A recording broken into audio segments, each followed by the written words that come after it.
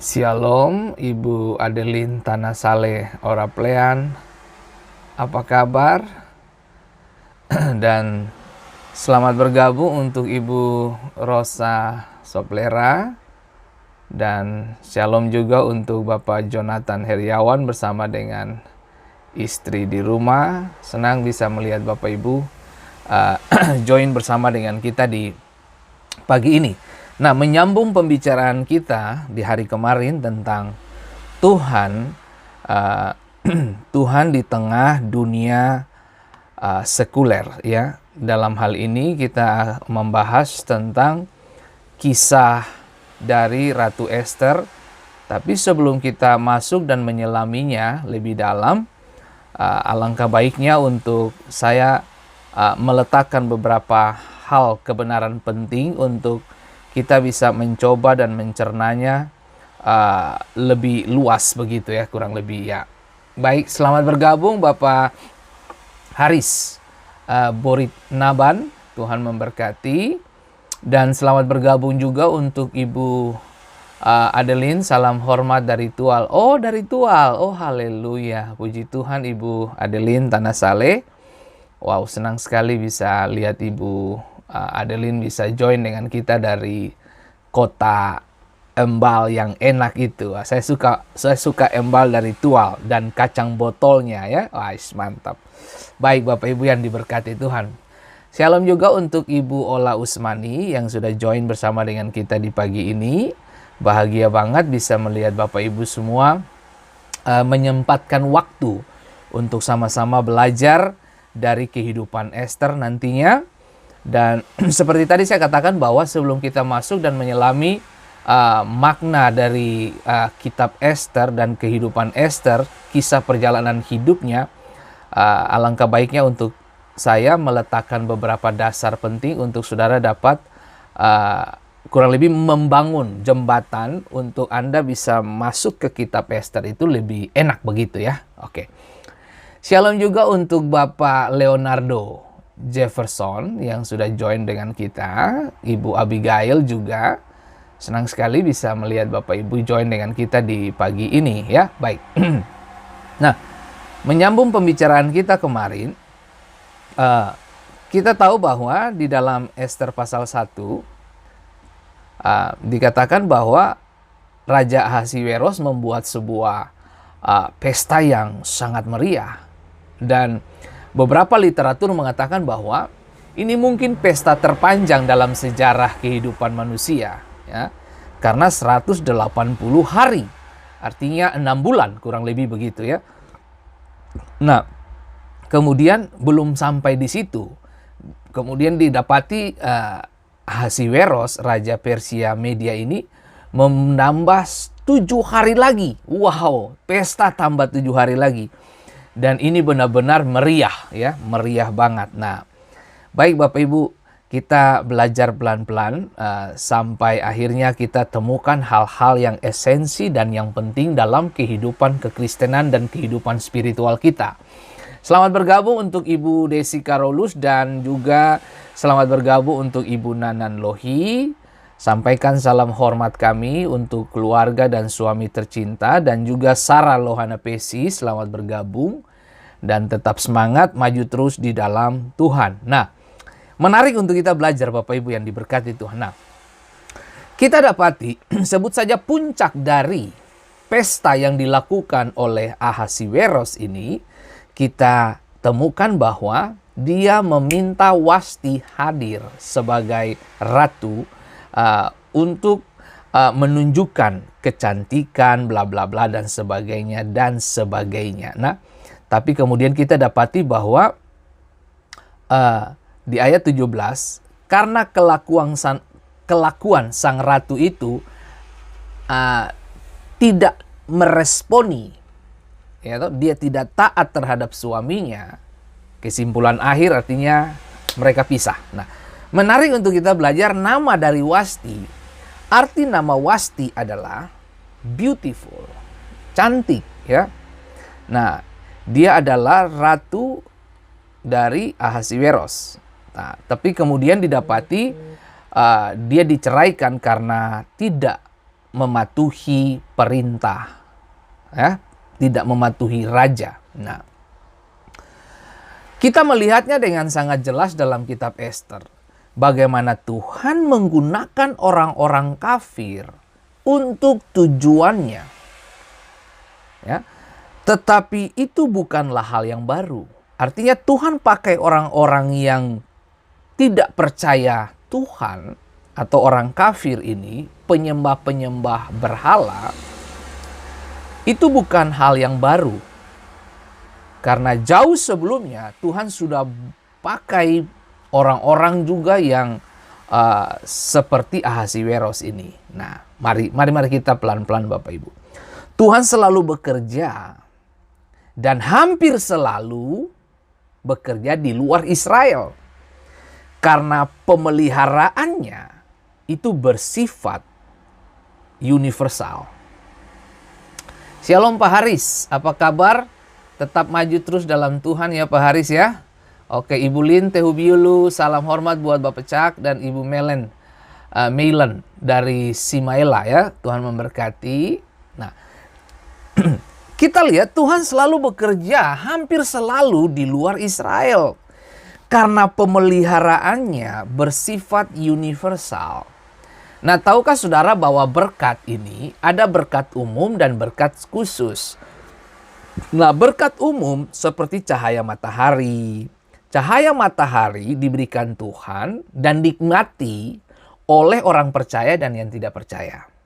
Orang berdosa pun menikmati matahari. Sama dengan hujan. Hujan diberikan untuk apa? Orang berdosa dan orang percaya, ya. Itu berkat umum. Semua orang menikmati. Nah, tapi ada berkat khusus tentunya. Nah, saya berharap Bapak Ibu bisa memiliki catatan kecil di rumah untuk mencatat beberapa poin penting yang menjadi fokus pembicaraan kita di hari ini. Nah, Raja Ahasiweros ini lebih dikenal sebagai Raja Xerxes, ya, melakukan sebuah perjamuan atau pesta seperti tadi saya katakan 180 hari. Gila, keren banget. Nah, salah satu kesamaan, catat ini baik-baik Bapak Ibu, ketika seseorang dia telah berhasil dan dia punya posisi penting di dalam masyarakat atau di dalam keluarga atau juga di tengah-tengah masyarakat, di tengah-tengah bangsa dan negara, salah satu kesamaan yang dimiliki oleh orang-orang kaya adalah suka pesta, suka berpesta. Ini adalah cara untuk mengungkapkan kekayaan dan status mereka. Jadi pesta itu menunjukkan kualitas seseorang. Jadi pesta itu menunjukkan siapa orang ini. Menunjukkan siapa, menunjukkan identitas dia, menunjukkan kebolehan dia, kejayaan dia. Jadi setiap pesta itu diukur seperti itu pada zaman itu. Nah, dan kita tahu 180 hari itu pesta non-stop. Nah, Anda bisa bayangin itu. Berapa makanan, berapa supply. Wah, itu luar biasa. Nah, jelas mewah. Oke. Nah, pesta ini, beberapa para sarjana teolog dan beberapa pemikir-pemikir teologi, mereka tiba pada kesimpulan begini bahwa pesta yang dilakukan oleh Ahasiweros ini adalah ia sedang mencoba untuk membuat kesan gitu. Tentunya punya tujuan membuat kesan kepada banyak orang. Dia memiliki ambisi untuk menaklukkan Yunani pada waktu itu, ya. Nah, dan memerintah bukan hanya sebagian besar dunia tetapi seluruh dunia. Itu target dia. Oke, itu target dia. Nah, pesta berlangsung selama 180 hari ini dengan tujuan mengumpulkan semua pemimpin-pemimpin untuk membujuk mereka bekerja sama untuk merencanakan strategi menguasai dunia. Jadi ini para pemikir-pemikir atau para teolog, para sarjana, mereka menarik satu kesimpulan seperti itu, ya. Tentunya didasarkan dengan data-data. Nah, karena yang hadir pada waktu itu adalah pemimpin-pemimpin dari kurang lebih ada 120 sekian wilayah-wilayah yang dia kuasai pada waktu itu. Nah, mari kita belajar pelan-pelan Bapak Ibu. Nah, Anda dapat yakin bahwa semua orang terkesan dengan kekuatan dan kemuliaan dari Ahasiweros, Raja Media Persia ini. Dia memiliki kekayaan di luar imajinasi kita. Dan kita akan tidak pernah melihat emas sebanyak yang dia miliki. Ini salah satu orang hebat ini. Nah, raja kafir yang hebat. Nah, tapi pagi ini saya tentunya tidak ada gunanya untuk mencoba menggambarkan kemegahan kerajaan Ahasiweros itu. Hanya sekilas saja Bapak Ibu perlu tahu. Tapi poin saya di pagi ini adalah kisah Ester mengambil tempat di lingkungan kesenangan dan harta melimpah. Jadi Ester hidup dan ada di situasi benteng Susan, artinya istana raja dengan kelimpahan dan indahnya dunia, sebut saja begitu. Nah, kalau saya bisa bilang tuh sorga kecil di bumi ya, di tengah-tengah benteng Susan itu. Nah, hampir seluruh kitab Ester terjadi di istana raja. Hampir semua kisah ini terjadi di istana raja. Nah, mari kita pelan-pelan Bapak Ibu. Nah, Ester, gadis Yahudi, dan dia bukan siapa-siapa. Dia ditinggikan ke dalam atmosfer ini sebagai bangsawan yang elegan. Tentunya lewati proses yang panjang. Karena Wasti menolak untuk hadir dan mempresentasikan hidupnya.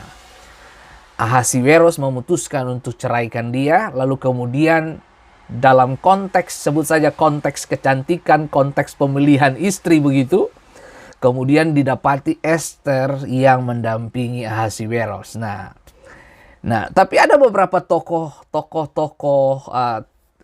pemikir, teolog juga menolak dalam pengertian begini, bahwa kenapa harus kitab Ester ada di Alkitab?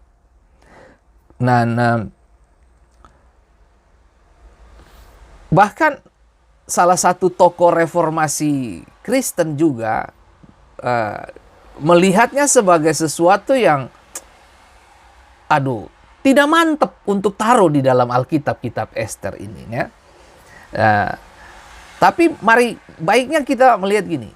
Tapi faktanya kita bisa belajar banyak hal kebenaran yang relevan tentang pekerjaan Tuhan dalam sejarah dengan mengambil keuntungan dan nilai-nilai kebenaran dari kisah kehidupan Ester.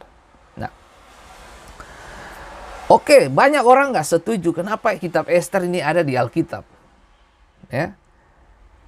Nah, tapi menarik untuk kita belajar Bapak Ibu. Seperti tadi saya katakan, faktanya adalah kita bisa belajar banyak hal kebenaran yang relevan tentang pekerjaan Tuhan dalam sejarah. Kita bisa mengikuti Tuhan ke tempat yang paling eksklusif. Dan lihat bagaimana Tuhan bekerja di balik pintu tertutup dari pusat pemerintahan dunia pada waktu itu. Kisah Ester membawa kita menyadari bahwa Tuhan bekerja dengan cara seperti itu adalah wahyu berharga yang dapat mengubah pandangan kita terhadap dunia. Jadi dengan maksud dan tujuan kenapa kitab ini ada di Alkitab Anda adalah untuk memberikan wahyu berharga yang dimana kita dapat melihat dari sudut pandang yang berbeda, dan akhirnya sudut pandang yang berbeda itu membawa kita kepada sebuah pola pikir dalam melihat dunia dengan cara yang berbeda, dengan cara dan kacamatanya Tuhan. Ya. Ingat baik, dia mati untuk semua orang. Oke. Nah, beberapa kebenaran penting dari kitab Ester bagi kita adalah memaksa kita untuk memperluas perspektif kita tentang lingkup pekerjaan Tuhan. Seperti awal tadi saya katakan bahwa Tuhan hampir selalu bermain dan berkarya di luar Israel, ya. Nah, di media Persia itu bukan di Israel, tapi orang-orang Yahudi ada di situ, ya, karena mereka ada di bawah tawanan begitu. Nah, uh, menarik untuk kita belajar, Tuhan tidak terbatas pada Israel. Dia tidak terbatas pada orang-orang pilihannya saja. Tapi Tuhan ada sebagai Tuhan atas seluruh alam semesta. Dan pemeliharaannya bekerja bahkan di dunia orang kafir. Jadi pemeliharaan Tuhan itu bukan cuma for Israel, bukan cuma untuk bangsa pilihan ini, tapi pemeliharaan Tuhan juga ada di dunia orang kafir. Nah, ini yang saya mau bilang buat saudara Bapak Ibu yang diberkati Tuhan. Mari Bapak Ibu lihat, Maleakhi pasal 1 ayat 5 dikatakan, matamu akan melihat dan kamu sendiri akan berkata, Tuhan Maha Besar, sampai di luar daerah Israel. Halo, Tuhan Maha Besar sampai di luar daerah Israel. Artinya gini, ini bumi dan langit semua adalah bagian dari agenda Tuhan.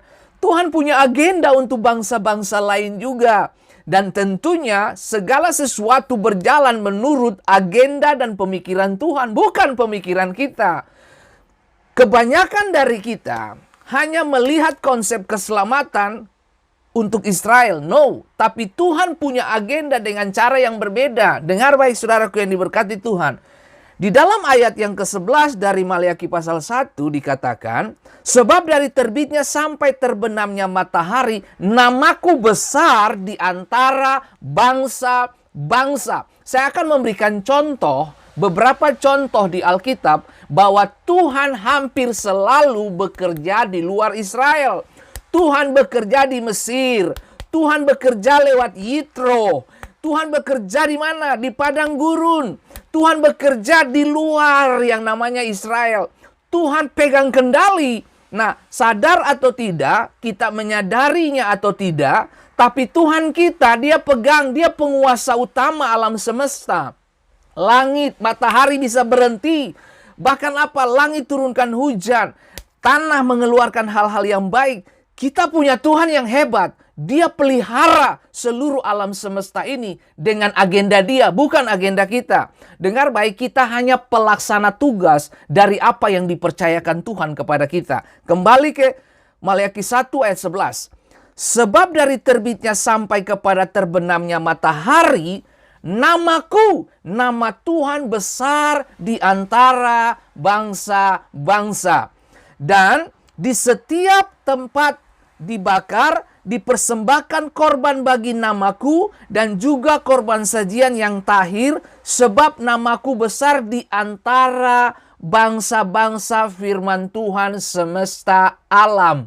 Dengar, bagaimana Tuhan pakai Kores, bagaimana Tuhan pakai Darius, bagaimana Tuhan pakai orang-orang yang tidak bertuhan. Tapi justru disitulah yang saya bilang, Tuhan intervensi dengan cara yang tidak biasa. Beberapa dari kita nyaman bekerja dengan sesama orang percaya, tapi beberapa dari kita juga tidak nyaman bekerja dengan orang percaya.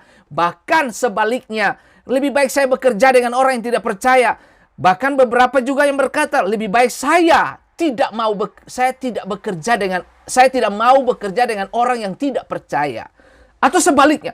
Tapi mari saya kasih tahu bahwa di balik semua unsur-unsur yang terlihat tidak mendukung Anda, justru di situ tempat di mana Tuhan bekerja dengan cara yang tidak biasa.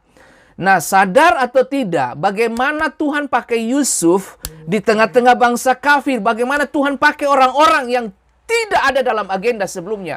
Tapi sebelumnya, menurut kita tidak ada dalam agenda. Tapi menurut Tuhan, semua ada dalam agenda Tuhan. Nah, kembali ke sini Bapak Ibu yang diberkati Tuhan.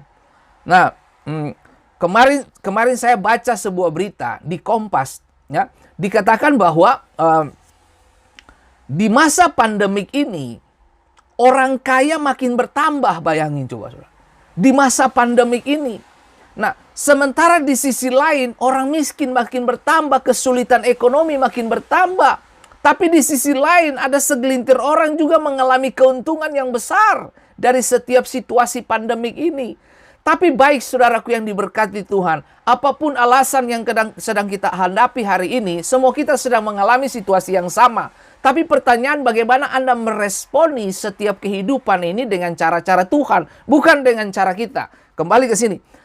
Saya kasih contoh, yang pertama, Raja Persia Kores ini. Nah, siapa Kores ini? Dia Raja Persia. Nah, di dalam bahasa Elam, Kores artinya gembala. Ya toh? Nah, di dalam pengertian lain juga, Kores artinya matahari atau tahta. Nah, fakta penting apa dari Kores ini?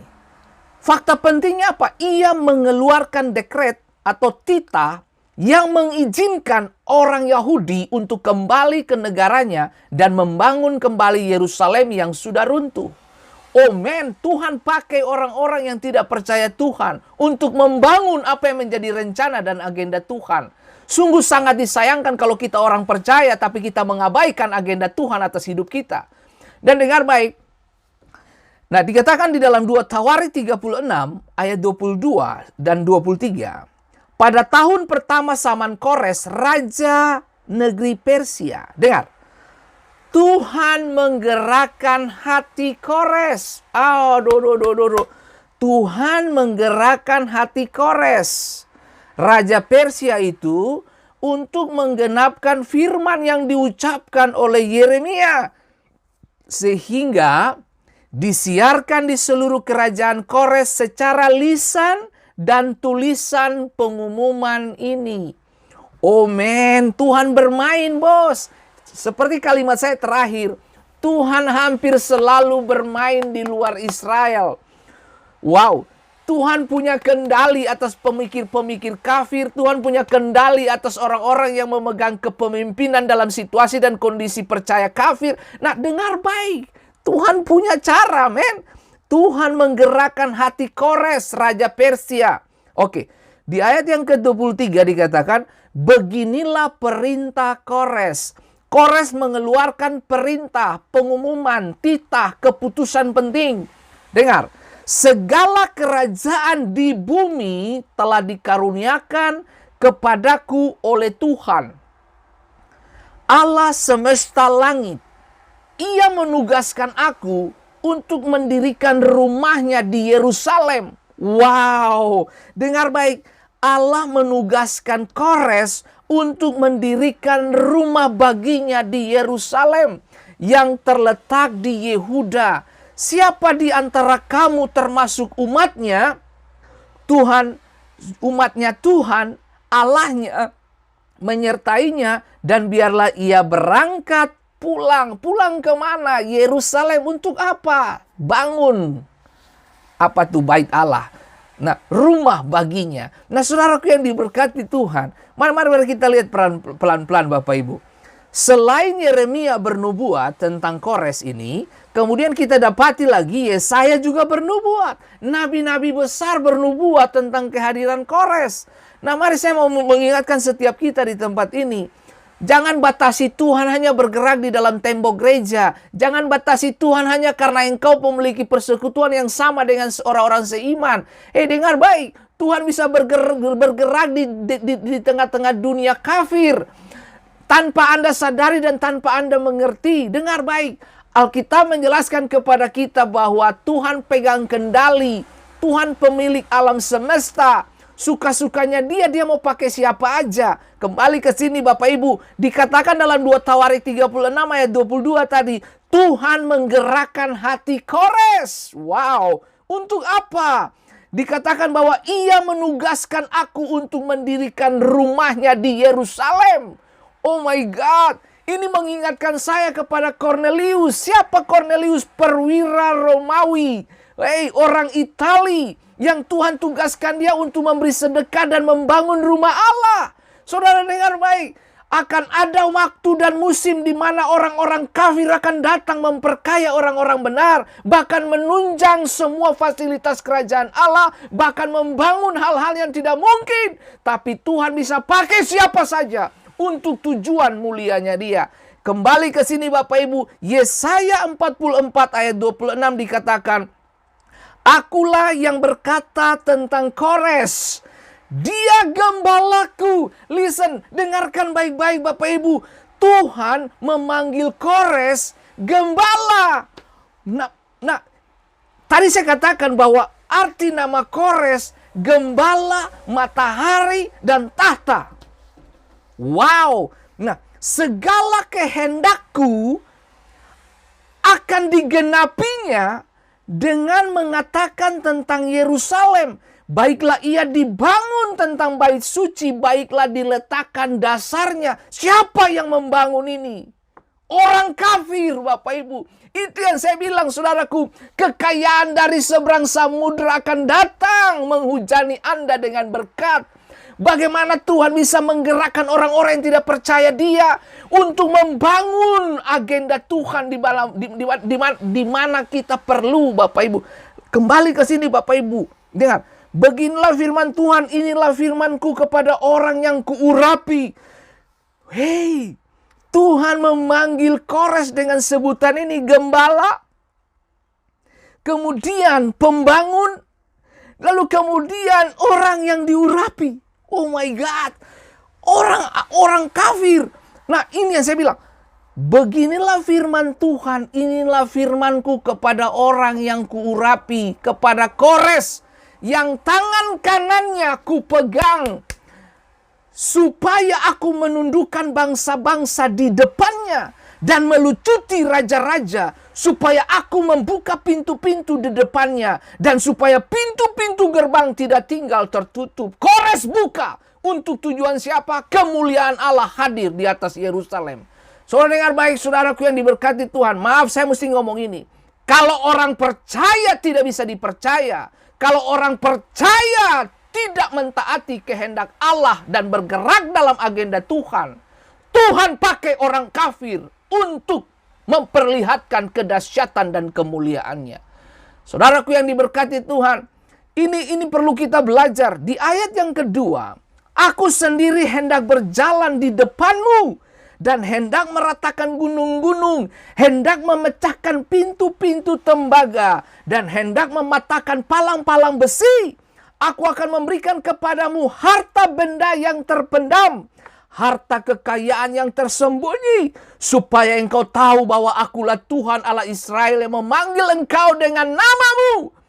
Oleh karena hambaku Yakub dan Israel pilihanku, maka aku memanggil engkau dengan namamu, menggelari engkau sekalipun engkau tidak mengenal aku. Oh my God, dengar baik, Tuhan tetap punya agenda dengan orang-orang kafir. Kalau orang percaya tidak mengambil inisiatif dan bergerak di dalam pergerakan Allah dan tidak mengikuti kehendak dan tuntunan Tuhan, dengar baik, orang kafir dipakai Tuhan untuk memperlihatkan kedahsyatan dan kemuliaannya. Di ayat yang keempat dari Yesaya pasal 44 dikatakan bahwa oleh karena namaku Yakub dan Israel pilihanku, maka aku memanggil Kores dengan namamu, menggelari Kores sekalipun Kores tidak mengenal aku. Mamma mia, Tuhan bermain, men. Hei, dengar baik saudaraku yang diberkati Tuhan. Dengar, saya mau kasih tahu. Kiranya kita belajar sesuatu dari tempat ini, Bapak Ibu. Itu sebabnya saya memberi judul pembicaraan kita hari ini apa? Yaitu, Tuhan ada di dunia sekuler. Tuhan ada di bangsa-bangsa yang tidak mengenal Dia. Dan Dia pakai semua orang untuk kepentingan dan tujuan Dia. Nah, Kores Agung menaklukkan media dan menyatukan mereka dengan Persia untuk membentuk kekaisaran media Persia. Dia adalah ahli strategi ulung yang menemukan cara untuk menaklukkan, bahkan dia menjadi raja yang tak terkalahkan. Kores adalah orang terkaya, berkuasa, tetapi dia kafir. Wow, dengar baik saudaraku. Tuhan pakai dia. Apakah kita harus menghapus Kores sebagai orang yang tidak bernilai? Tidak. Dia dalam agenda Tuhan. Kores memainkan peran utama dalam rencana Tuhan. Dan itulah poin yang ingin saya katakan dan ingin saya sampaikan dan ingin saya tekankan kepada semua kita di tempat ini. Karena jika kita membatasi Tuhan dalam lingkup pemeliharaannya dalam sejarah, kita gagal melihat Dia sebagai Tuhan dari semua sejarah bangsa-bangsa. Bahkan orang-orang kafir di dunia pun Tuhan pakai untuk tujuan Tuhan. Hanya ada satu Tuhan. Dan dia adalah Tuhan dari semuanya, baik mereka mengetahuinya atau tidak. Dia pegang kendali. Bapak Ibu yang diberkati Tuhan, siapapun Anda yang sedang menyaksikan program ini, dengar baik. Seriuslah dengan Tuhan. Pegang Tuhan sungguh-sungguh. Kalau Anda tidak pegang Tuhan, Tuhan pegang orang kafir untuk memperlihatkan kemuliaannya kepada bangsa-bangsa. Dengar, saya mau kasih tahu bos saudaraku yang diberkati Tuhan. Orang Kristen, orang percaya seharusnya mereka berkualitas. Berkualitas bukan cuma secara ilmu pengetahuan, tapi harus berkualitas secara kehidupan. Gaya hidup kita harus berkualitas. Kembali ke sini Bapak Ibu yang diberkati Tuhan. Perjanjian lama menyebut Kores ini 22 kali Bapak Ibu. Ini hebat. Dan positifnya apa? Mengejutkan kita bagaimana Tuhan pakai orang-orang ini. Dengar baik saudaraku yang diberkati Tuhan. Selama ini kita milih pemimpin karena agama. Kita milih pemimpin karena sama kepercayaan. Dengar baik, berapa banyak dari orang-orang yang punya kepercayaan sama dengan kita, tapi bekerja tidak becus. Bahkan mementingkan diri sendiri. Dengar baik, saya mau kasih tahu saudara, Tuhan bisa pakai siapa saja untuk menggenapi tujuan Tuhan. Oh, ini menarik untuk kita belajar Bapak Ibu. Dengar, orang Persia memainkan peran utama dalam rencana Tuhan untuk Israel. Tuhan berkata tentang Kores Agung dalam Yesaya 44 ayat 28. Aku yang berkata tentang Kores, dia gembalaku. My God. Dia kirim perintah, bangun bait Allah, bangun rumah Tuhan di Yerusalem yang di Yehuda itu, bangun. Dia kirim surat secara lisan dan tulisan. Pesannya harus sampai kepada apa? Kepada semua wilayah yang dia pimpin. Saudaraku, Tuhan memakai Kores seperti Abraham, Musa, Yosua. Tapi faktanya Kores bahkan tidak mengenal Tuhan Allah Israel. Tapi dengar baik, Tuhan justru pakai dia. Padahal dia tidak kenal Tuhan. Oh, ini yang saya mau bilang buat saudara, jangan batasi Tuhan hanya karena saudara memiliki tembok atau denominasi gereja tertentu. Please deh, kita harus keluar dari tembok itu. Tujuannya apa? Melakukan penetrasi kepada kehidupan di luar.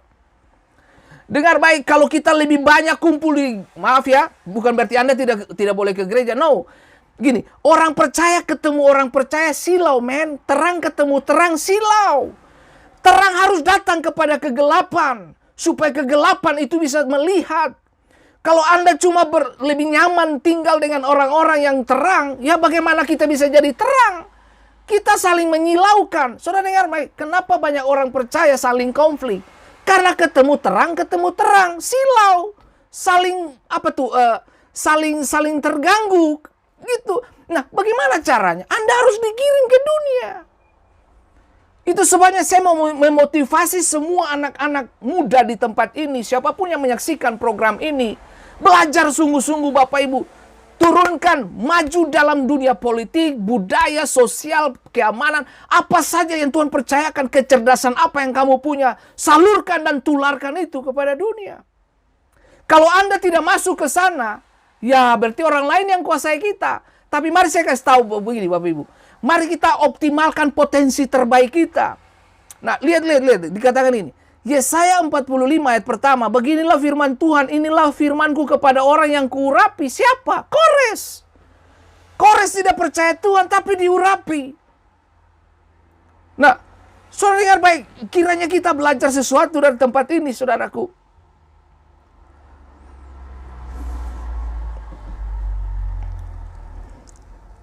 Kitab Ester hanya satu bab dalam konteks keterikatan mereka, keterkaitan maksudnya. Keterkaitan mereka. Ini dia. Gitu loh. Ini dia yang perlu kita lihat.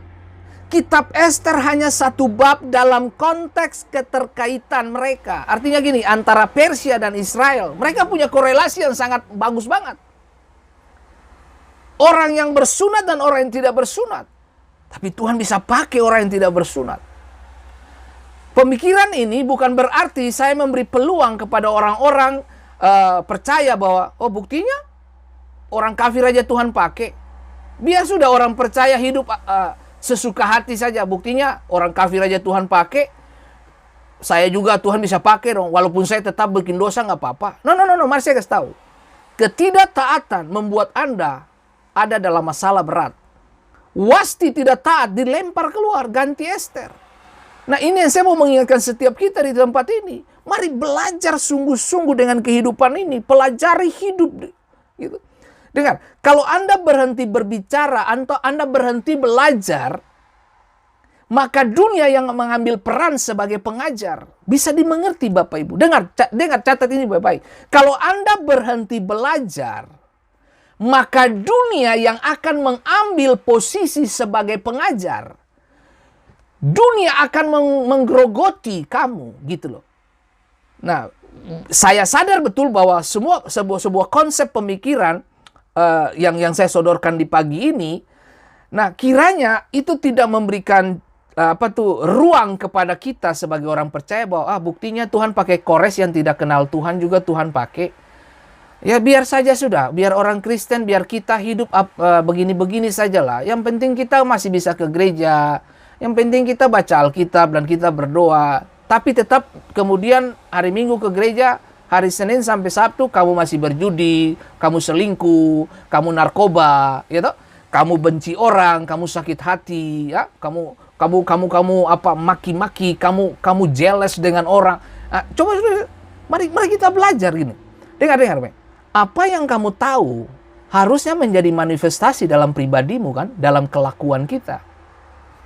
Nah, kembali ke sini Bapak Ibu, iman tanpa perbuatan hakikatnya mati.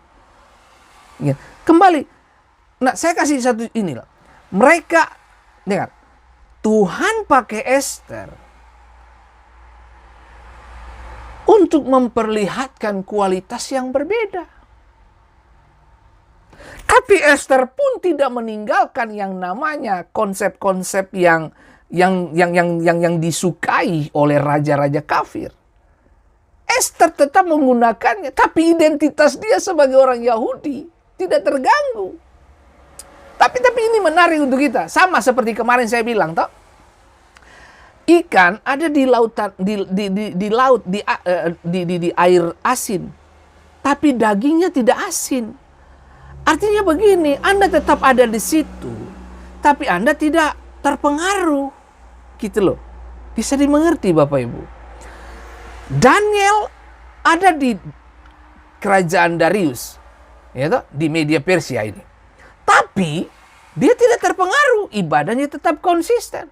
Sekalipun mereka dilempar ke gua singa, tapi dia tetap hidup. Nah, nanti kita belajar itu. Nah, sekarang kita masuk ke sini. Orang yang kedua, selain Kores, yang kemudian ada raja kafir kedua, yaitu Darius. Nah, Daniel dan raja Media Persia, yaitu Darius. Bagaimana Tuhan pakai Darius? Oh my God. Nah, ini yang saya bilang buat saudaraku yang diberkati Tuhan. Tetap Tuhan punya agenda. Gitu, Tuhan punya agenda.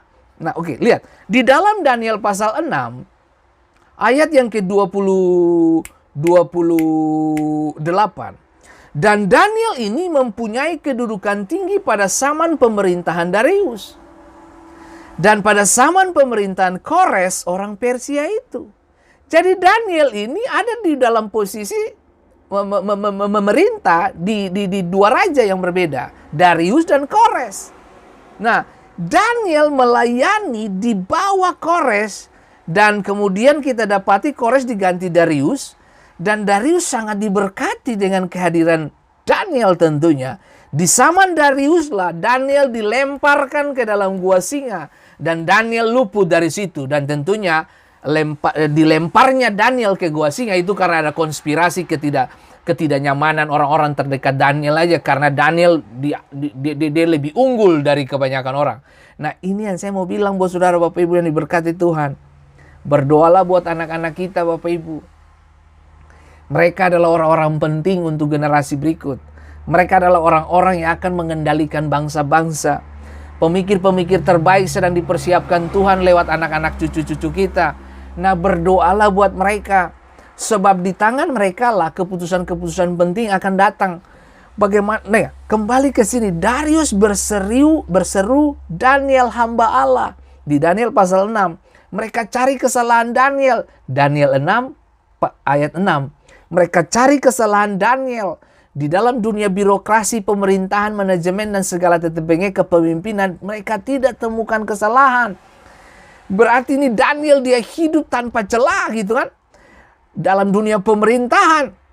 Nah menariknya apa? Karena mereka nggak ketemu kesalahan. Yang diserang adalah ibadahnya. Kemudian mereka membuat konspirasi untuk menjatuhkan dan menggagalkan Daniel. Dan kita dapati dia dilempar di sana kan, di gua singa.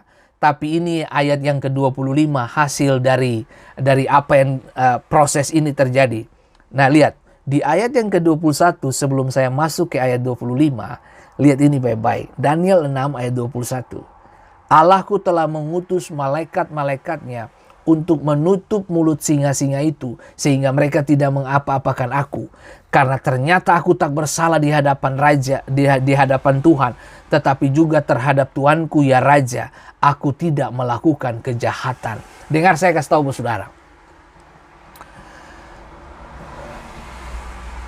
Kalau Anda berhasil dalam pemerintahan, Anda berhasil sebagai tenaga pengajar, jangan buru-buru senang, sebab semua orang di sekitar Anda belum tentu senang dengan keberhasilan Anda. Kecemburuan selalu akan ada. Sakit hati malah iya. Bahkan pembenci-pembenci akan muncul secara mendadak karena melihat kamu berhasil. Waktu kamu berhasil, waktu kamu diberkati, waktu kamu dipromosi, tidak semua orang senang dan suka sama Anda. Keluargamu suka, tapi belum tentu orang lain maupun teman-teman kerja Anda menyukai Anda. Bahkan maaf kata, kemungkinan besar keluargamu juga tidak senang sama Anda. Yusuf adalah bukti. Tapi baiklah, saya mau kasih tahu saudara. Yang membuat Yusuf berbeda dari teman saudara-saudaranya adalah mimpi. Saudara-saudaranya nggak punya mimpi. Tapi Yusuf punya mimpi. Kalau kamu punya mimpi, kamu tidak akan terganggu dengan orang-orang yang tidak punya mimpi. Kalau kamu punya mimpi, mimpimu yang membesarkan kamu. Selama mimpi itu datang dari Tuhan. Kalau orang membenci Anda, itu hal yang wajar. Kemungkinan besar mereka tidak punya mimpi. Makanya pekerjaan mereka cuma membenci, menghujat, membuli, dan menghancurkan Anda. Tapi mari saya kasih tahu saudaraku yang diberkati Tuhan. Kalau kamu punya mimpi, kamu tidak terganggu dengan orang-orang yang tidak punya mimpi. Ngapain kamu harus terganggu? Kenapa kamu harus terganggu dengan orang-orang yang tidak punya mimpi? Bukankah kamu punya mimpi? Kalau kamu punya mimpi, kamu jangan terganggu dengan orang-orang yang tidak punya mimpi. Saya ulang-ulang. Saya ulang-ulang terus ini. Kalau kamu punya mimpi Tuhan, jangan terganggu dengan orang-orang yang tidak punya mimpi. Sebab mimpi yang membedakan kita. Mimpi yang membawa kita masuk kepada agenda dengan cara yang tidak biasa. Kenapa orang cemburu sama kamu? Kesimpulan akhir apa? Karena mereka tidak punya mimpi. Itu aja. Saudara-saudara Yusuf jual Yusuf kenapa? Karena tidak punya mimpi toh. Ya. Itu sudah.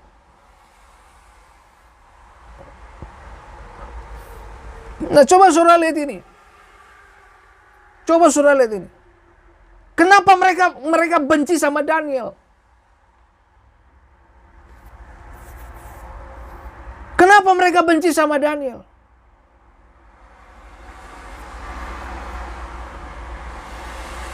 Karena mereka terganggu dengan kualitas Daniel. Excellent spirit. Mereka terganggu dengan keberhasilan Daniel. Itu sebabnya saya mau kasih tahu buat saudara, kalau kamu berhasil belum tentu orang lain suka. Makanya jangan bicara tentang keberhasilan kamu, karena tidak semua orang akan memberi kuping untuk mendengarnya. Gitu. Daniel pasal 6 ayat 25. Kemudian Raja Darius mengirim surat kepada orang-orang dari segala bangsa, suku bangsa, dan bahasa yang mendiami seluruh bumi, bunyinya, bertambah-tambahlah kiranya kesejahteraanmu. Bersama ini kuberikan perintah. Oh, dengar baik. Kalau raja udah berikan perintah, you jangan coba-coba bantah. You bantah, kepala jatuh. Kan gitu, dihukum. Nah, lihat. Bersama ini kuberikan perintah bahwa di seluruh kerajaan yang kukuasai, orang harus takut dan gentar kepada Allahnya Daniel. Bayangin coba, Darius berubah menjadi pengkhotbah. Darius berubah menjadi guru bangsa. Darius berubah menjadi corong nabi Tuhan bagi bangsanya. Kalimatnya jelas banget. Kalimatnya jelas banget. Bahwa di seluruh kerajaan yang kukuasai, orang harus takut dan gentar kepada Allahnya Daniel. Sebab dialah Allah yang hidup, yang kekal untuk selama-lamanya. Pemerintahannya tidak akan binasa dan kekuasaannya tidak akan berakhir. Darius berubah menjadi pengkhotbah. Darius berubah menjadi imam bagi bangsanya dan menjadi nabi dan pengajar, saudaraku. Tuhan bisa rubah orang-orang kafir untuk menjadi penyambung lidah Tuhan bagi bangsa yang dia pimpin.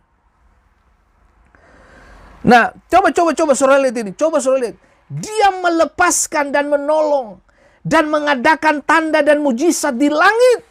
Di bumi, dia yang telah melepaskan Daniel dari cengkeraman singa-singa. Dan Daniel ini mempunyai kedudukan tinggi pada zaman pemerintahan Darius dan pada zaman pemerintahan Kores orang Persia itu. Kualitas Daniel nggak bisa dibantahkan, men. Tapi kita dapati begini, yang punya kesaksian siapa? Daniel. Tapi kenapa Darius menjadi corong, menjadi speaker, pembicara, penyambung lidah dari Daniel? Tuhan pakai mulutnya. Dia pakai, men. Tulisannya sampai kepada daerah-daerah dan pemimpin-pemimpin di bawah kerajaannya dia.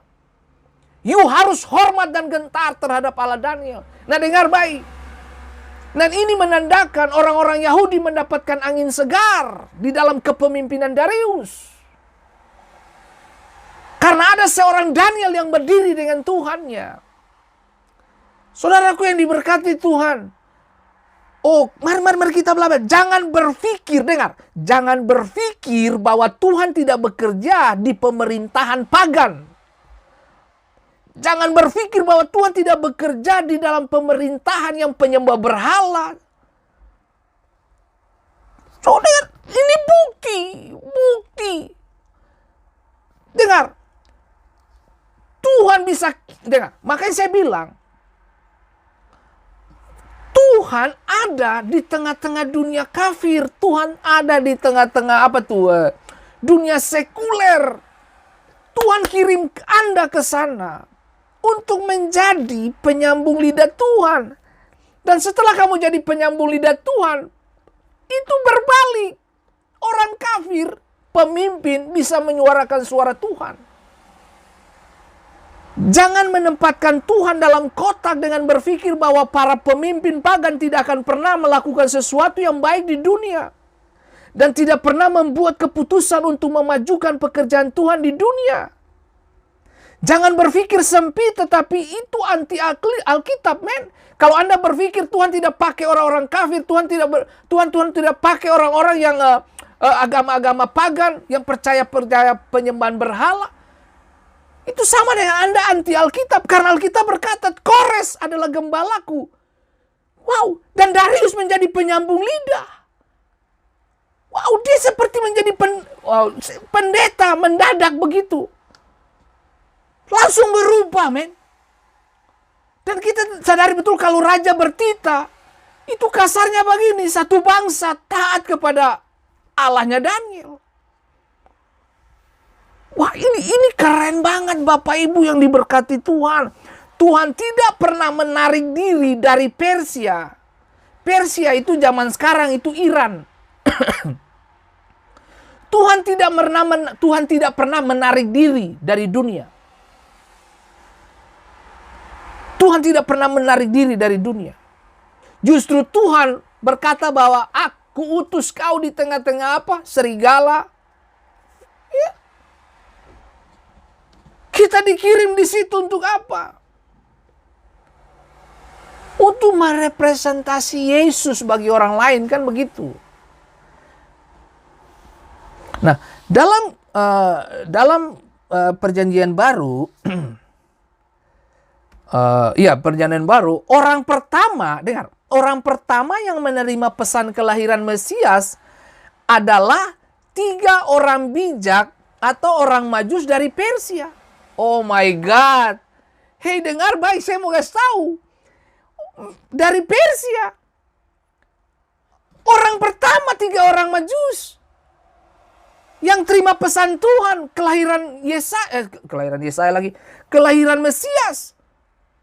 Orang Majus dari mana? Persia. Sekarang itu Iran.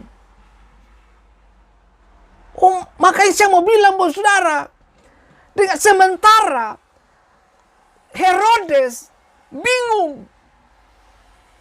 Kok ada raja lahir? Kok saya tidak tahu? Mereka punya hukum, tapi mereka tidak mengikuti agenda Tuhan. Nah, yang ajaibnya lagi, orang Majus ini loh. Aduh, orang Majus mengerti banget. Aduh, orang Majus tuh sampai, wah, ini ada raja yang lahir ini. Alkitab berkata kepada kita, mereka ikut bintang sampai bintang berhenti tepat di bawah, tepat berhenti di mana anak manusia itu ada, di mana bayi Yesus lahir. Nah, ini menandakan Bapak Ibu. Makanya saya bilang dari awal Tuhan sudah ada korelasi antara Persia dengan Israel. Nah, semua raja-raja yang tadi saya ngomong kepada Bapak Ibu itu Kores, oke? Darius, gitu. Sekarang orang Majus itu Persia semua itu. Tuhan pakai, men, orang-orang yang tidak percaya Tuhan ini. Nah, oke. Lihat. Orang pertama yang menerima pesan kelahiran Yesus, orang Majus dari mana? Persia. Dan kalau kita baca Injil, kita dapatkan bahwa Herodes memanggil mereka, gitu. Herodes memanggil mereka dan menanyakan mereka dengan begitu teliti. Tapi itulah yang saya bilang, saudaraku yang diberkati Tuhan. Di dalam Matius pasal 2 kan, lalu dengan diam-diam Herodes memanggil orang-orang Majus itu dan dengan teliti bertanya kepada mereka, bila mana bintang itu tampak. Coba lihat, orang Persia, men. Orang dari Iran yang lihat bintang juru selamat dulu itu. Iran.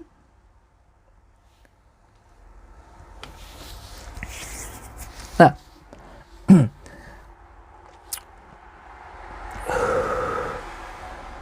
Oke, mana tadi. Nah, Matius pasal 2 saudara bisa lihat dan baca, bukan? Orang-orang Majus dari Persia, dari Iran ini, mereka lihat bintang. Herodes, raja orang Yahudi, tapi kehilangan bintang. Makanya saya bilang, Tuhan hampir selalu berbicara,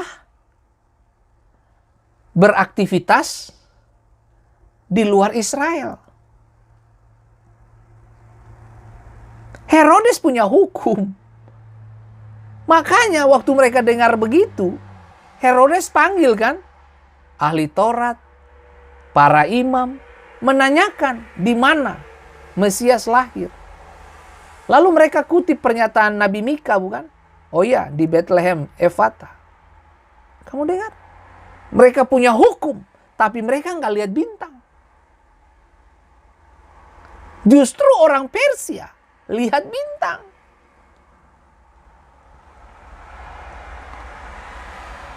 Kores orang Persia, raja Persia. Darius, raja Persia. Wow. Kemudian kita dapati sekarang orang Majus, orang Persia. Tuhan Yesus luar biasa. Keren banget Tuhan tuh. Keren banget. Jadi gini Bapak Ibu. Nah, nanti saudara akan lihat bagaimana Esther berperan di tengah-tengah bangsa Media Persia. Ahasiweros. Siapa dia? Orang Persia. Makanya, aduh ini keren banget Bapak Ibu. Aduh. Nah, lihat.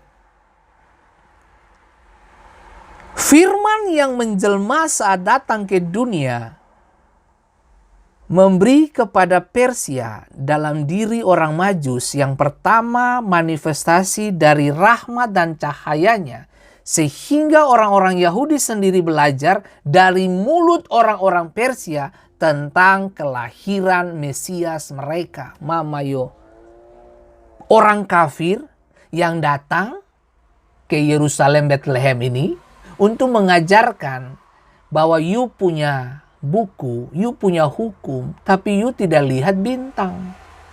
Kita orang kafir datang beritahu, bintang udah ada. Kita tiba di sini karena bintang. Raja telah lahir. Juru selamat lahir, Mesias lahir. Lalu kemudian kita dapati setelah itu Bethlehem, Yerusalem gempar, bukan? Kenapa? Karena pesannya sampai. Pesan Tuhan kalau tiba kepada satu kota itu bikin kegemparan, men. Pertanyaan berikut adalah,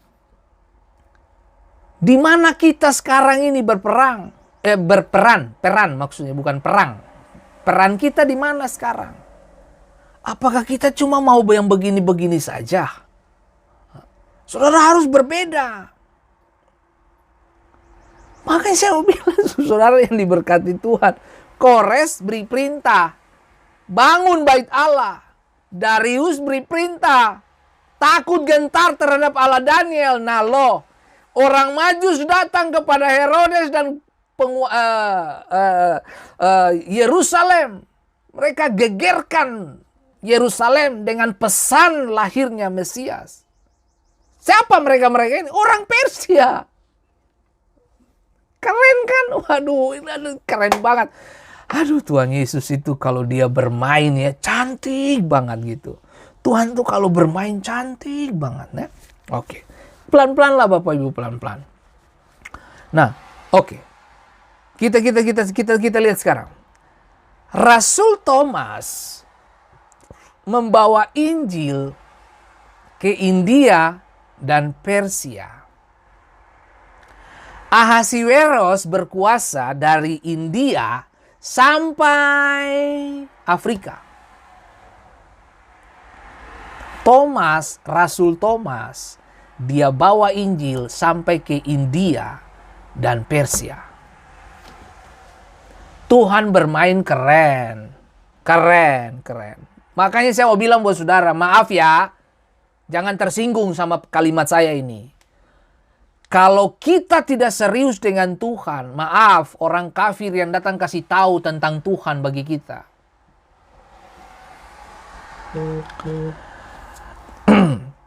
Yesus ketemu wanita Samaria di mana itu? Di Siklak ya, Siklar. Di Siklak. Ketemu daerah Siklak situ. Di sumur itu. Yesus ngomong dengan perempuan. Satu kota, men, Samaria dibawa ke Yesus. Perempuan. Dan kita tidak menemukan bahwa Yesus membuka penyembahan selain kepada perempuan ini. Wow. Nah, oke lah. Ini makanya saya bilang, Tuhan hampir selalu bekerja di luar Israel. Maksud saya di sini gini. Mari kita melakukan sesuatu di luar tembok gereja kita. Gitu loh. Saya hidup di Amerika. Tapi jangkauan saya bukan cuma di Amerika. Saya hidup dan mengembalakan untuk gereja Rock Dover. Saya tidak cuma memberi makan jemaat. Tapi saya kasih makan seluruh orang yang mendengarkan pesan ini. Bahkan sampai hari ini pun saya masih tetap support orang-orang miskin. Tujuannya apa? Karena saya mau bergerak melampaui tembok gereja. Maaf, saya mesti ngomong ini, kalau Anda baca Alkitab baik-baik, kebanyakan mujizat terjadi di luar sinagog dan bait Allah dan rumah-rumah ibadah orang Yahudi. Terjadi lebih banyak di jalanan.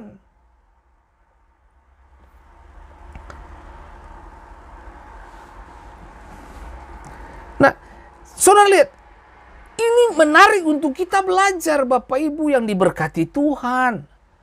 Saya tidak lebih baik dari kebanyakan orang, saya tidak lebih baik dari Anda, tidak. Tapi saya cuma belajar untuk bunuh keinginan daging saya. Saya punya potensi untuk pakai barang bagus, benda-benda yang mahal. Saya punya potensi untuk itu, dan saya bisa bekerja dan saya bisa mendapatkannya, dan saya bisa beli. Gitu loh. Tapi kemudian saya menyadari, ngapain saya pakai barang mewah sementara orang lain lagi susah. Bayar uang kuliah aja susah. Makan hari-hari aja susah. Gitu loh.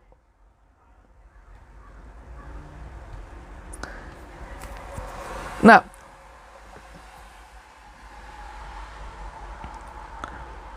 jadi tentang kitab Ester ini, tentang kisah Ratu Ester ini, nah ini bicara tentang pemeliharaan Tuhan atas orang-orang Yahudi. Tuhan telah bekerja di Persia dari awal. Dan kita akan mengenal banyak orang di sorga yang datang kepada Kristus dari Persia. Orang Persia bakalan masuk ke sorga banyak ini.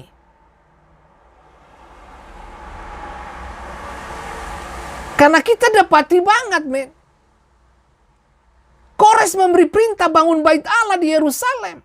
Darius memberi perintah taat kepada apa? Allah Daniel. Terakhir tadi kita baru lihat bagaimana Thomas masuk dan menginjili orang-orang India dan Persia. Lalu kemudian kita dapati pesan pertama datang ketika Yesus lahir di Bethlehem kepada orang-orang 3 Majus. Dari mana mereka? Orang-orang Persia. Orang-orang yang tidak kenal Tuhan. Saya berharap Bapak Ibu mendengarkan apa yang menjadi pesan saya kemarin. Supaya saudara bisa memiliki jembatan untuk masuk di pesan ini. Ini serius Bapak Ibu yang diberkati Tuhan. Mengapa kekristenan bukanlah kekuatan di Iran saat ini? Di saat ini loh. Gitu. Kenapa sekarang Iran kok tiba-tiba berubah menjadi tempat yang sudah tidak nyaman begitu kah? Gitu nah, orang Kristen harus terus mendapatkan posisi kunci dalam pemerintahan dan lembaga pendidikan tinggi. Harusnya begitu. Gitu loh. Harusnya begitu. Nah, kalau Anda baca kitab Ester, Anda akan lihat bagaimana Mordekai diangkat. Waduh, itu cara Tuhan, bos. Nah, oke. Nah, pemeliharaan Tuhan adalah memberinya. Tuhan memberi orang kesempatan untuk melakukan kehendaknya. Jadi gini, waktu kamu menghidupi kehendak Allah, agenda Tuhan, janji-janji Tuhan, kamu pegang kebenaran, hidup di dalamnya, pemeliharaan Tuhan itu tetap ada dan terlaksana dalam hidup kita. Gitu loh. Nah, dan Tuhan bisa pakai bangsa-bangsa kafir untuk memperkaya kita dan memberkati kita. Nah, tidakkah saudara lihat ketika ketika orang Israel keluar dari tanah Mesir, Tuhan bikin apa yang terjadi? Tuhan bikin orang Mesir bermurah hati. Itu kalimat jelas. Tuhan membuat orang Mesir bermurah hati. Israel minta apa saja dari barang-barang orang Mesir, mereka kasih dengan itu. Keren banget itu. Nah, makanya saya bilang. Nah, kemudian kita dapati tabernakel Musa dibangun di padang belantara, di padang gurun toh. 40 tahun mereka beribadah di padang gurun. Nah, dari mana bahan-bahan baku untuk membangun tabernakel Musa? Ya dari itu, Mesir itu. Karena Tuhan memberikan mengirimkan kemurahan hati. Artinya Tuhan mengirimkan membuat orang Mesir bermurah hati kepada Israel. Dari situlah pemberian-pemberian itu. Lalu kemudian kita dapati anting-anting, gelang, kalung diserahkan untuk dibuat apa? Kandil emas, mesbah dupa, itu dibangun di situ. Dari mana? Pemberian orang-orang Mesir. Itu yang saya mau bilang buat saudara. Sungguh-sungguh dengan Tuhan saja. Gitu loh. Kekayaan orang kafir itu bisa datang kepada orang benar.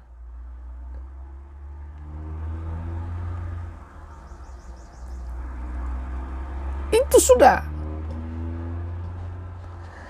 Nah, kebanyakan dari kita ini terlalu gini. Saya minta maaf ya, saya tidak bermaksud untuk menyinggung siapapun, tapi kebanyakan dari kita itu pola pikirnya tuh terbangun ya sudah di gereja saja. Tidak ada yang salah, please deh. Tidak ada yang salah gitu loh. Tapi gini, kalau ada berkat untuk kamu membangun kerajaan Allah di mana Anda bergereja, itu bagus. Saya suka lihat orang-orang yang memberi hati untuk melayani, memberkati pekerjaan Tuhan. Itu saya suka banget. Tapi please juga jangan tutup mata juga kepada dunia luar gitu loh. Dalam pengertian gini, kalau saudara lihat ada orang-orang yang mungkin tidak seiman dengan kita, tapi dia harus ditolong, bantu dia, tolong dia. Nah, Anda tidak percaya bukan? Tapi saya cerita kesaksian saya ini. Waktu saya masih ada di Ambon, kemudian saya temukan salah satu komunitas anak-anak di Pasar Mardika. Itu kelompok, lalu kemudian saya bilang, boleh nggak saya ketemu kalian semua? Saya ketemu anak-anak itu kurang lebih mereka ada 35 orang. Saya dengan istri bawa makanan, kita makan sama-sama dengan mereka. Waduh, tapi memang beda ya, makan dengan mereka tuh beda. Hati saya senang gitu. Oke, saya sudah pernah makan semeja dengan gubernur, dengan pejabat-pejabat militer. Saya sering melakukan itu. Nah, ngopi dengan mereka. Nah, tapi kali ini saya duduk makan bersamaan dengan anak-anak yang di bagian Pasar Mardika belakang itu. Nah, Anda tahulah mereka datang dengan kondisi kotor, baru jual tas kresek begitu ya. Kantong kresek mereka jual, ada baru dagang sana sini, pikul barang masih dalam keadaan kotor. Kita makan di lapangan Merdeka. Saya masih ingat itu, berapa kali saya datang bawa makanan. Nah, karena saya ingin ketemu dengan mereka. Salah satu dari mereka pingin kuliah, gitu. Saya lupa namanya tuh. Nah, terus tiba-tiba ditanya ke salah satu teman pembina di situ, dia bilang, Pak Fen, dia mau kuliah. Pak Fen bisa bantu apa? Saya bilang, tanya dia bisanya apa? Pak Fen, supaya jangan cuma Pak Fendi, istilahnya dia gini. Bahasanya keren deh, dia bilang gini.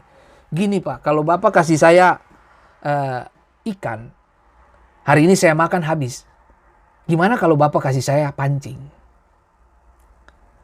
Ya, kamu bisanya apa? Saya pengen punya becak. Waduh, dia pengen punya becak. Saya masih ingat itu berapa? 10 tahun lalu ya.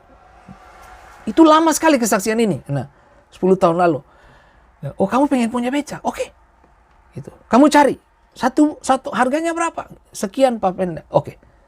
Cari. Gitu. Tapi seharusnya kamu punya 2. No Pak Fendi, 1 aja gitu. Gitu. 1 saja. Karena oke. Akhirnya Bapak Ibu, saya belikan dia becak. Nah, kesimpulannya beberapa tahun kemudian saya dikasih informasi dia sudah wisuda dan lulus sarjana. Dari mana biaya kuliahnya itu? Jadi dia pergi kuliah, begitu pulang kuliah, dia becak. Gitu. Dia bawa orang pakai becak. Hasilnya dia untuk kuliah. Nah, orang-orang yang begini nih, padahal dia tidak seiman dengan saya. Nah, pernah sekali kita ketemu dia, dalam kondisi dia lagi bawa becak. Gitu. Hei, gitu. Bapak pendeta, dia tarik Bapak pendeta dia dari dalam mobil, Bapak pendeta. Gitu. Saudara bisa bayangin, apa yang saya bisa lakukan? Who knows, dia adalah gubernur Maluku atau wali kota atau menteri ke depan, kita nggak pernah tahu. Kalau saya memilih untuk menolong seseorang, saya sedang memilih mempersiapkan dia dan membangun jembatan untuk menjadi posisi-posisi penting di kemudian hari. Jadi maaf ya, saya mesti bilang, saya bukan memberi tanpa tujuan. Saya memberi dengan tujuan untuk kamu jadi pemimpin. Dan saya paham itu betul. Dan tentunya ada beberapa orang Aboru yang sedang menyaksikan program saya ini. Mereka bisa berbicara banyak tentang apa yang kita lakukan di desa mereka, Aboru. Kita bangun rumah baca Aboru. Dan puji Tuhan beberapa dari mereka mendapatkan informasi pengetahuan yang cukup. Dan sekarang beberapa dari mereka ada yang sudah jadi polisi dan ada juga yang sudah bekerja dan sarjana. Tapi itulah yang saya mau bilang. Itu cara Tuhan. Apakah dengan saya di Amerika terus saya tutup mata terhadap orang lain? No! Sampai hari ini saya masih tetap menginvestasi seluruh berkat yang Tuhan percayakan untuk saya, untuk orang-orang yang perlu ditolong, yang benar-benar miskin dan susah. Nah, coba lihat ini. Nah, ini yang saya mau kasih tahu buat saudara. Kesalahan orang-orang, dengar. Mengapa kekristenan bukanlah kekuatan di Iran saat ini? Padahal Tuhan pakai mereka hebat loh ya. Nah, kesalahan orang Kristen di Persia adalah mereka penolakan mereka untuk menggunakan bahasa setempat. Gitu loh. Gitu loh. Nah, ini yang saya mau kasih tahu. Gitu. Nah, makanya Bapak Ibu, please deh, kalau Anda hidup untuk kepentingan diri sendiri, Anda akan terus konflik dengan semua orang. Iya. Tapi kalau Anda hidup untuk kepentingan banyak orang, artinya kalau kamu punya dua, belajar berbagi, percayalah kamu tidak akan konflik dengan siapapun. Karena di mana-mana orang yang suka memberi, orang yang suka menabur kebaikan, mereka akan dicintai. Gitu loh. Dan saya menonton itu dalam kehidupan saya dari hari ke hari. Gitu. Karena saya tidak cari kepentingan diri saya sendiri. Gitu. Nah, ada beberapa orang bertanya gini, Pak Fen, waktu saya masih ada di Ambon, Pak Fen, kenapa Pak Fen tidak punya mobil? Belum punya mobil, bukan tidak, belum punya mobil. Saya bilang, waduh, anak-anak saya masih kecil. Saya masih tetap nyaman dengan motor. Gitu. Saya masih lebih mikir bagaimana supaya bisa tolong orang lebih banyak. Supaya kurang lebih mengurangi pengeluaran pemerintah. Apa yang saya bisa lakukan, saya lakukan. Dan Bapak Ibu tahu, 20% dari pendapatan pendeta saya, 20% itu untuk semua orang-orang miskin di kota Provinsi Maluku. Dan itu yang saya lakukan. Saya dengan istri. Ya, tapi itulah cara Tuhan, ya. Makanya saya tidak terganggu dengan barang-barang materi-materi. Saya tidak terganggu. Justru saya terganggu kalau saya lihat orang susah di depan mata saya, lalu saya tutup mata, itu saya terganggu. Nah, itulah yang membuat saya tetap nyaman dengan semua orang dalam pengertian gini, saya tidak terganggu. Lu mau pakai berlian gue tetap besi putih juga, tetap gue hidup gitu. Yang penting itu bukan soal makan minum kan? Bagaimana kebenaran memerdekakan hatimu. Itu aja. Nah, oke, kembali ke sini Bapak Ibu. Nah, kesalahan orang Kristen di Persia itu mereka menolak menggunakan bahasa setempat. Gitu. Jadi mereka menjaga bahasa mereka. Mereka seperti menutup diri begitu, ya. Nah, mereka memiliki Alkitab Syria mereka, tetapi tidak menggunakan bahasa Arab atau bahasa mayoritas di situ. Gitu. Nah, itu sebabnya terkesan Iran itu menjadi tertutup. Gitu. Nah, makanya Paulus kan ngomong, kalau kamu seperti orang, kalau kamu di Yunani berlakulah seperti orang Yunani. Di orang Romawi kamu berlaku seperti orang Romawi, kan begitu. Tujuan supaya tidak ada kesenjangan gitu. So, saya mau kasih tahu buat saudara, kalau Anda hidup seimbang, Percayalah, kamu tidak akan konflik dengan... Yang paling penting itu jangan konflik dengan diri sendiri. Itu aja. Itu saja Bapak Ibu. Kalau kamu konflik dengan diri sendiri, selesai kamu. Selesai. Nah, dan kita dapati sekarang bahwa karena berdasarkan sejarah itu, kita mulai terbuka sebagai orang percaya sekarang bagaimana kita mendistribusikan Alkitab ke berbagai bahasa. Ya toh? Nah, itulah yang membuat kekristenan berkembang demikian pesat sekarang ini. Di Amerika, kaum evangelis seperti kita ini bertumbuh begitu pesat.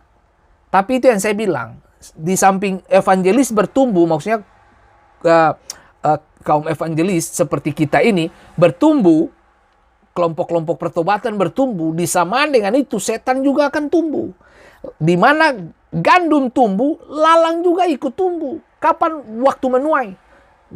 Waktu Tuhan datang nantinya. Baru akan terjadi pemisahan. Nah, kembali ke sini. Hari ini gereja pergi ke seluruh dunia untuk memberi orang Alkitab dalam berbagai bahasa untuk mereka.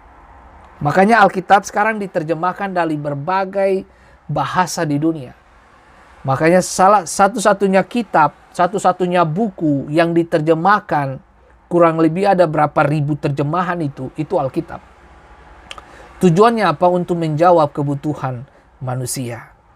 Nah, dengar baik, saya kasih tahu.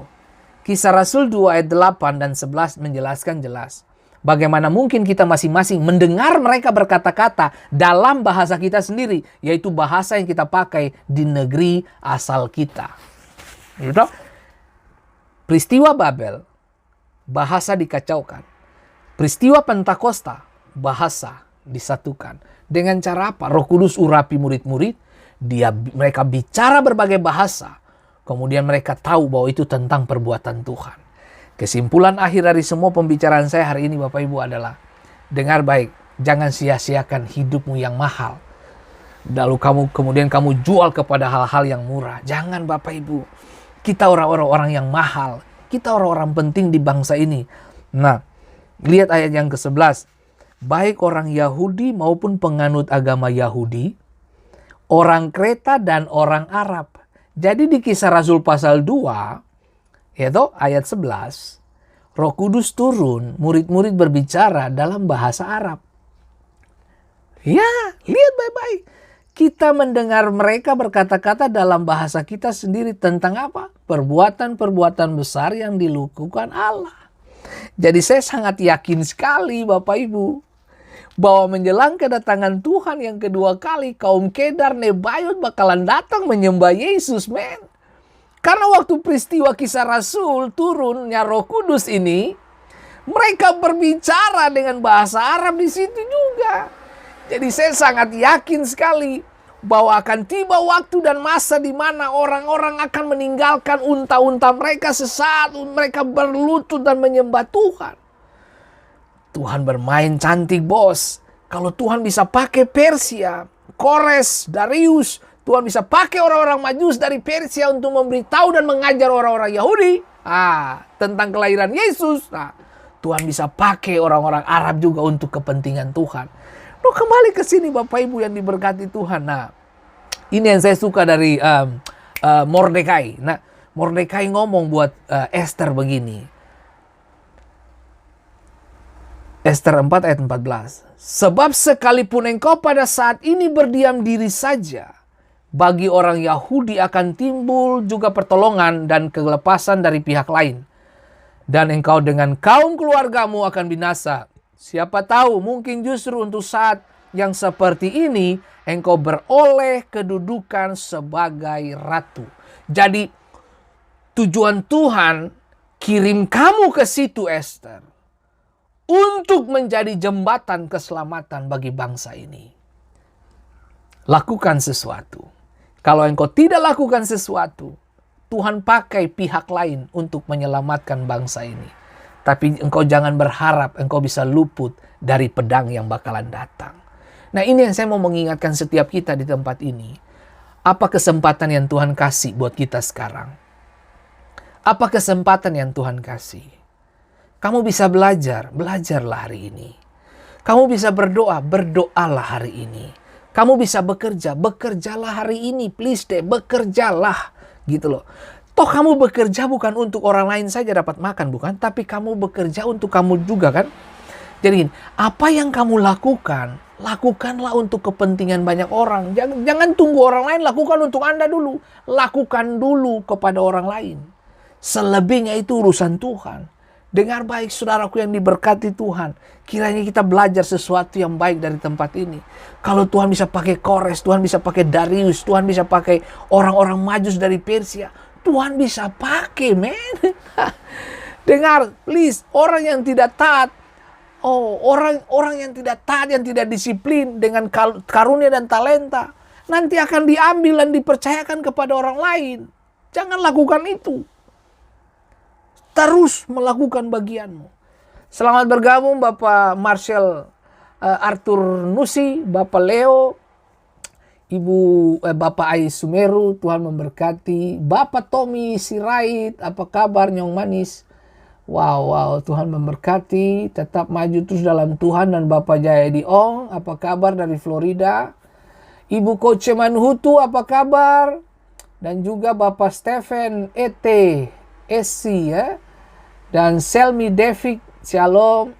Ibu Nonat Saurila, Ibu Saetapi ya. Tuhan memberkati, tetap maju terus dalam Tuhan. Albert Efruan, apa kabar Bung? Bung Rido Patiruhu, Tuhan memberkati, tetap maju terus. Ya, Erlinda Saetapi, salam buat orang tua di rumah. Ibu Ina Salmon, Tuhan memberkati. Wow, senang sekali bisa lihat Bapak Ibu semua join bersama dengan kita hari ini. Dan besok hari saya akan melanjutkan dari kitab Ester. Kita mulai masuk nanti besok untuk temukan nilai-nilai kekal lagi, apa yang harus kita bawa pulang sebagai orang percaya dari tempat ini. Dan ingat baik, Tuhan hampir selalu bekerja di luar Israel. Wow. Dan ingat baik, mujizat paling banyak dilakukan Yesus itu di luar tembok rumah ibadah, bait Allah, sinagog dan sebagainya ya. Jadi dan kiranya ingat, Yesus mengajar di sinagog, tapi mujizatnya terjadi di mana? Di lapangan-lapangan. Itu maksudnya apa itu Bapak Ibu? Maksudnya begini, Anda diajarkan di gereja oleh hamba Tuhan, oleh pendeta, guru, pengajar, nabi, rasul. Dan manifestasi dari apa yang diajarkan itu harus ada di luar tembok gereja. Halo, ya. Jadi hari ini mulai berpikir sekarang bahwa Anda sudah dapat pengajaran ini, mulailah melakukan penetrasi kepada dunia di luar ya. Mulai melihat tetanggamu, kayaknya dia kurang beras nih. Berkati dia dengan beras lah, jangan bilang berdoa saja. Kalau kamu punya lebih, kenapa sih kamu tutup mata terhadap tetanggamu? Jangan. Belajar berbagi ya. Hidup berbagi itu asik Bapak Ibu. Dan sangat menyenangkan ya. Baik Bapak Ibu. Nah. Oke. Ibu Ans Adam, apa kabar? Aduh, salam buat suami tercinta ya. Bapak Yosef, dangke, thank you. Apa itu? Dangke Pak buat kebenaran ini. Jangan lupa kasih masuk di web. Iya, saya mesti kasih tahu buat Bapak Ibu sebagai informasi. Kadang-kadang apa yang saya ngomongkan hari ini, apa yang saya sering sharing di Fendi Menyapa ini, dia butuh waktu itu untuk saya tulis karena semua ada di kepala saya. Jadi hanya beberapa ayat-ayat saja yang saya catat begitu.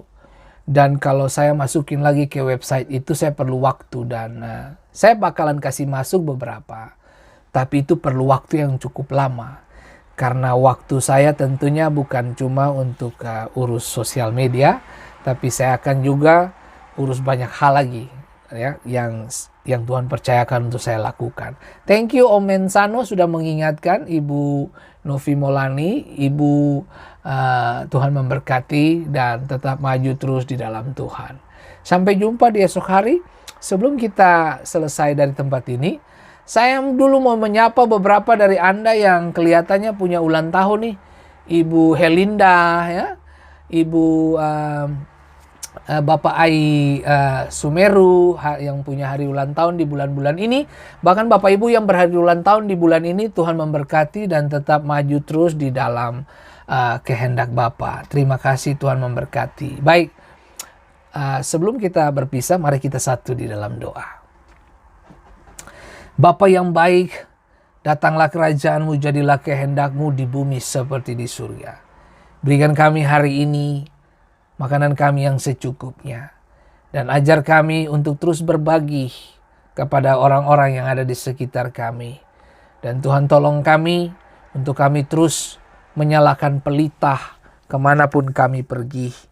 Dan hari ini Tuhan, sukacita Tuhan turun atas kami, beri kami kekuatan kemampuan untuk melihat hal-hal yang tidak biasa dari seluruh perjalanan hidup percaya kami. Bapa, terima kasih Bapa, sungguh Engkau baik dan luar biasa. Dan hari ini Bapa di surga, nyatakan kuasa kemuliaan-Mu bagi beberapa ibu yang pengen punya baby. Tuhan, kami katakan ada mujizat-Mu terjadi di dalam mereka. Tuhan, kami berdoa berkati benih suami istri. Bahkan dari tempat ini beberapa dari kami yang mungkin saja mengalami kesulitan ekonomi, Tuhan tolong Roh Kudus. Aku percaya Tuhan tidak pernah curang. Dan dari tempat ini Tuhan kami berdoa Tuhan Yesus untuk Opa Wim. Tuhan berkati dan Tuhan urapi di usia yang baru 82 tahun. Tuhan pakai hamba-Mu untuk menjadi kepentingan Tuhan dimanapun beliau berada. Diberkatilah Opa Wim, diberkatilah masa depannya, dan diberkatilah anak cucunya. Tuhan, terima kasih untuk hari ini Bapa. Kami sangat bersuka cita dengan apa yang Tuhan lakukan di hari ini. Dalam nama Yesus, beberapa dari Anda yang sedang bekerja, memberkati Pak Yonatan dan Ibu Imel, Tuhan urapi dan Tuhan berkati mereka dalam pekerjaan dan dalam tanggung jawab. Berkati setiap kami ya Tuhan. Dan Tuhan Yesus, kami berdoa, biarlah sukacita Tuhan bagi semua Bapak Ibu yang sedang bekerja, baik di pabrik, di restoran, maupun di PNS, pemerintah dan sebagainya, TNI, Polri. Bahkan kami berdoa untuk para tenaga medis. Tuhan, kekuatan dari Tuhan diberikan kepada mereka. Berkati semua orang yang terlibat di bagian garda terdepan dalam menghentikan penyebaran virus corona ini. Tuhan tolong. Terima kasih banyak Bapa di surga. Bagimulah segala kemuliaan, hormat dan kuasa kami dedikasikan sepenuhnya bagi kepentingan Bapa. Terima kasih Roh Kudus. Haleluya. Amin. Tuhan memberkati Bapak Ibu semua. Sampai jumpa di esok hari. Untuk Bapak Ibu mendapatkan pesan ini secara lengkap dan tuntas, saya sarankan Bapak Ibu bisa mengikuti yang kemarin punya dan mendengarkan hari ini supaya dia menjadi dia bersambung ya, berseri ya. Terima kasih Bapak Ai, Tuhan memberkati, maju terus dalam Tuhan Bapak Ai. Waduh, haleluya, haleluya. Mantap. Oke Bapak Ibu, saya pamit sebentar, saya pamit ya. Tuhan memberkati. Bapak Leo, salam buat Mama Leni ya.